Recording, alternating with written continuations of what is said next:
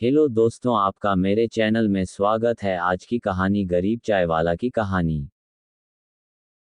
किसी गांव में मदन नाम का एक गरीब चाय वाला रहता था। उसके घर में उसकी पत्नी सीमा और उसकी बेटी रीनू थे। रमन गांव में ही चाय बेचता था, इसी से उसका तथा परिवार का खर्च बड़ी मुश्किल से चल पाता था। शाम को मदन जब घर लौटता तो रास्ते में एक नदी बहती थी जिसमें रंग बिरंगी मछलियां रहती थीं। उन मछलियों को वह आटे की गोलियां खिलाया करता था।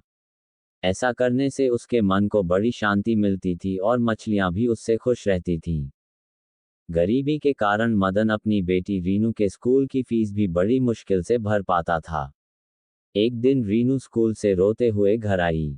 मदन के पूछने पर उसने बताया कि आज उसकी टीचर ने स्कूल से उसका नाम काट दिया क्योंकि मदन ने पैसों की कमी के कारण पिछले 3 महीनों से उसकी फीस नहीं भरी थी।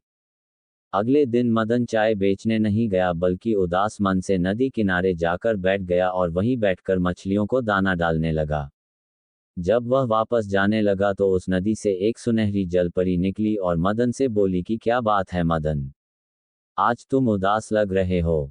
मदन उस जलपरी को देखकर हैरान हो गया। उसने पूछा कि आप कौन हो और मेरा नाम कैसे जानती हो।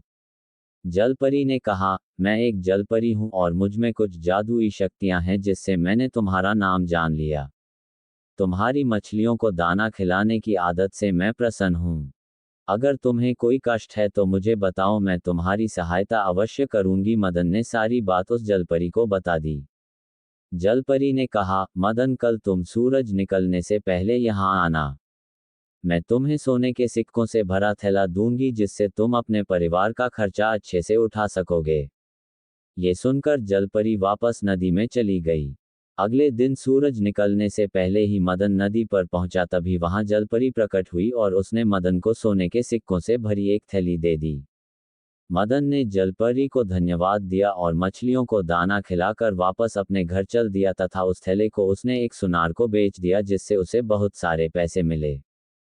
सबसे पहले मदन ने अपनी बेटी के स्कूल की फीस भरी जिससे कि वह वापस अपनी पढ़ाई शुरू कर सके। कुछ महीने के बाद मदन ने उन पैसों की मदद से एक छोटा सा होटल शुरू कर दिया। उस होटल से उसकी आर्थिक स्थिति अच्छी होने लगी तथा उसने एक पक्का मकान भी बनवा लिया। मदन ने सोचा कि अब उसके पास अच्छा खासा धन हो गया है, अब वह जलपरी को धन्यवाद करके सोने का थैला उसे वापस कर देगा क्योंकि अब वह मेहनत से व्यापार के द्वारा अपने परिवार का खर्च चला सकता है। ऐसा सोचकर वह रात को जल्दी सो गया। उसी गांव में रमेश और सुरेश नाम के दो व्यक्ति रहते थे। वे मदन की सफलता से ईर्ष्या रखने लगे कि वह इतनी जल्दी कैसे धनी व्यक्ति बन गया। किसी तरह उन्हें सोने के सिक्के वाली बात पता चल गई। अब तो रमेश और सुरेश ने एक योजना बनाई कि कल जब वह नदी के पास जाएगा तो हम उससे सोने के सिक्कों की थैली छीन लेंगे। योजना के अनुसार दोनों ने मदन का पीछा किया और नदी के पास ही एक झाड़ी के पीछे छिप गए। मदन ने जलपरी को थैला वापस करते हुए कहा कि जलपरी, तुमने मेरी बहुत मदद की है और तुम्हारे कारण मैं अब एक धनी आदमी बन गया हूँ। साथ ही मैंने अपना व्यापार भी शुरू कर लिया है, इसलिए मैं ये सोने के सिक्कों की थैली आपको लौटाना चाहता हूँ। जलपरी मदन की ईमानदारी से बड़ी प्रसन्न हुई। अभी वह बात कर ही रहे थे कि रमेश और सुरेश दोनों ने मदन को पकड़ लिया और उसे धमकाने लगे और थैला देने के लिए कहा।